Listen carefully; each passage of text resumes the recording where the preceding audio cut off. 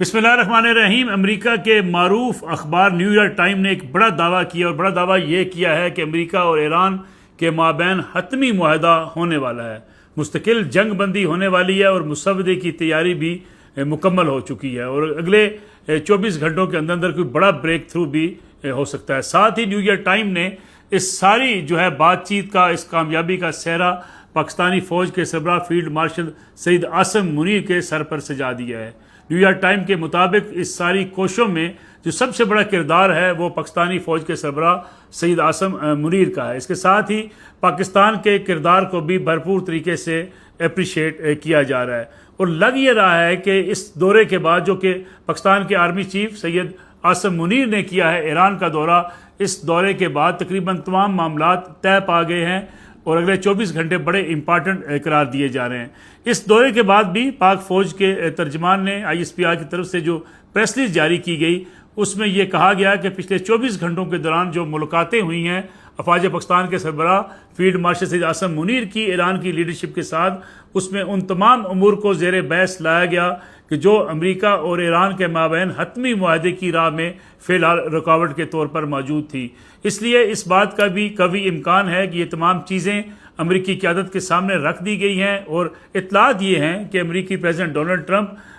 کچھ ہی دیر بعد middle asset کے ممالک کے سربراہان سے رابطہ کریں گے، ان کو اعتماد میں لیں گے۔ پاکستان کی سول قیادت میاں شہباز شریف جو کہ وزیر اعظم پاکستان ہیں، ان سے بھی بات چیت کریں گے، اور دیگر تمام مشرق وسطیٰ کے ممالک کے سربراہان سے بات چیت کر کے ان کو اس ساری تفصیلات سے وہ آگاہ کریں گے کہ جو ایران کی تجاویز اس وقت امریکہ کے سامنے پہنچی ہیں۔ امریکہ نے جو رسپانس دیا تھا ایران کی تجاویز کے اوپر، اس پر بھی بڑی سیر حاصل بات چیت کی گئی دورہ ایران کے دوران سید عاصم منیر کی موجودگی میں، اور اس کے بعد جن نکات پر وہ دونوں ممالک کے مابین اختلاف پایا جاتا تھا، ان اختلافات کو دور کرنے کے لیے بھی امریکہ کو تک یہ ساری چیزیں پہنچا دی گئی ہیں۔ نیو یارک ٹائم نے یہ بھی لکھا کہ اس پوری جنگ کے دوران اگر کسی ملک نے سب سے بڑا کردار ادا کیا تو وہ پاکستان کا کردار ہے، اور پاکستان کی ثالثی کی بنیاد پر ہی مشرق وسطیٰ ایک بڑی جنگ کی لپیٹ میں آنے سے بچ گیا، اور جنگ بندی بھی پاکستانی حکومت کی درخواست پر آغاز میں کی گئی،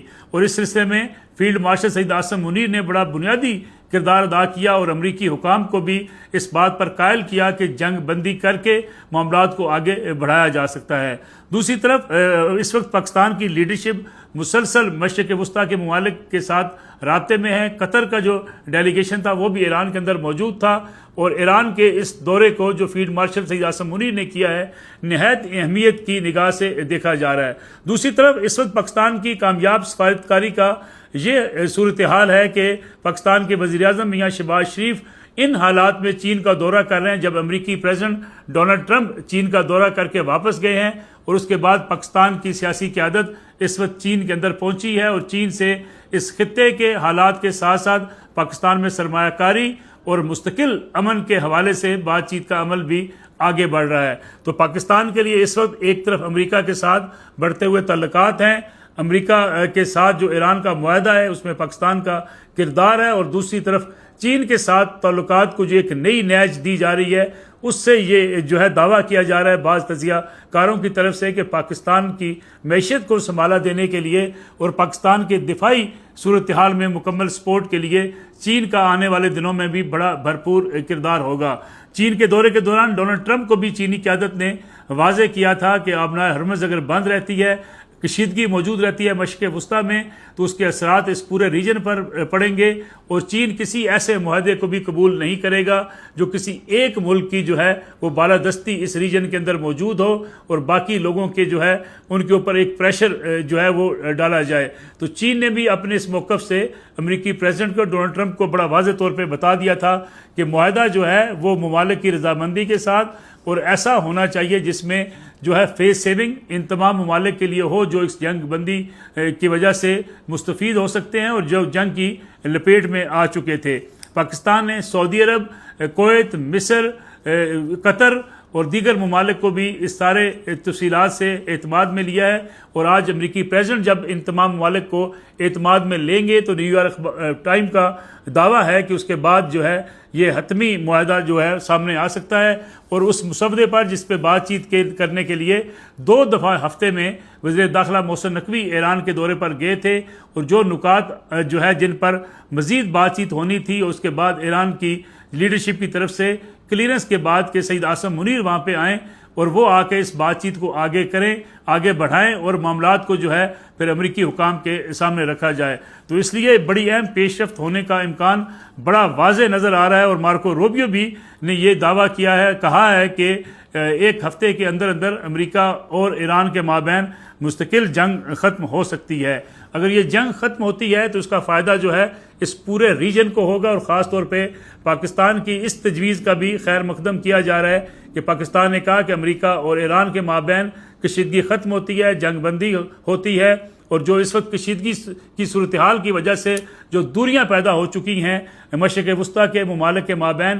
اس کو کم کرنے کے لیے بھی پاکستان اپنا کردار ادا کرے گا۔ پاکستان کے جو ہے فیلڈ مارشل سید عاصم منیر اس لیے سعودی عرب بھی گئے تھے، اور جب ایران اور سعودی عرب کے مابین اختلافات شدت اختیار کر گئے تھے، اور ایران کی طرف سے جو بعض حملے کیے گئے سعودی عرب پر، UAE کے اوپر، اس پر بھی پاکستان نے اپنے واضح اور 2 ٹوک موقف سے ایران کو آگاہ کیا تھا، جس کے بعد یہ دوریاں کافی حد تک ختم ہوتی ہوئی نظر آ رہی ہیں، اور اب ڈونلڈ ٹرمپ امریکی پریزیڈنٹ جو ہیں اس مشرق وسطیٰ کے ممالک کو اعتماد میں لے کے مزید جو ہے اس معاہدے کے حوالے سے چیزیں منظر عام پر آ سکتی ہیں۔ لیکن البتہ ابتدائی طور پہ اس دورہ ایران کے دوران بھی جو فیلڈ مارشل سے عاصم منیر نے کیا، اس سے پہلے پاکستان کے وزیر داخلہ محسن نقوی جو ایران گئے تھے، ان کے دورے کے دوران بھی، اور امریکی حکام کے ساتھ بھی جو بات چیت کا عمل جاری تھا، اس کو ایک طے شدہ جو ہے معاہدے کے تحت خفیہ رکھا گیا، اور ان کی تمام جو بات چیت کا عمل تھا، اور جن نکات پر اختلافات تھے، جن پر بات چیت آگے بڑھنی تھی،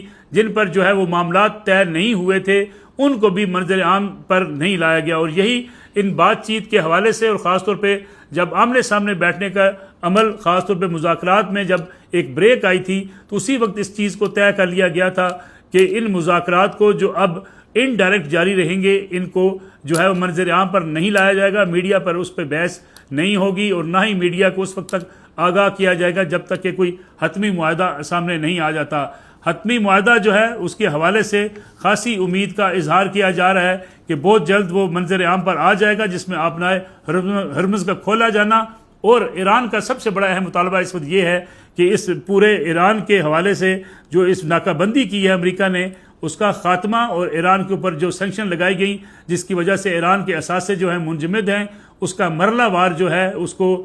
کو جو ہے ان کے اوپر پابندیاں ہٹانا ایران کی بنیادی شرائط میں شامل ہے۔ ساتھ ہی جو ہے وہ اس وقت جو خاص طور پہ نیول فورسز جو امریکہ کی موجود ہیں ایران کے اس ناکہ بندی کے حوالے سے، ان کی واپسی کا مطالبہ بھی ایران کی طرف سے سر فہرست ہے۔ اس لیے اس بات کا کبھی امکان ہے کہ آج رات کو بہت سے ممالک کے مابین جب امریکی پریزیڈنٹ رابطہ کریں گے تو اس وقت کافی ساری چیزیں کھل کر سامنے آ جائیں گی، اور اعتماد سازی کی اس صورتحال کے بعد ایک بڑا حتمی معاہدہ جو ہے وہ سامنے آنے کا امکان ہے، جس سے پوری دنیا کی نگاہیں پاکستان کی طرف لگی ہوئی ہیں، اور امید کا اظہار کیا جا رہا ہے کہ پاکستان کی ثالثی میں شروع ہونے والا سفر اپنے منطقی انجام کی طرف آگے بڑھ رہا ہے۔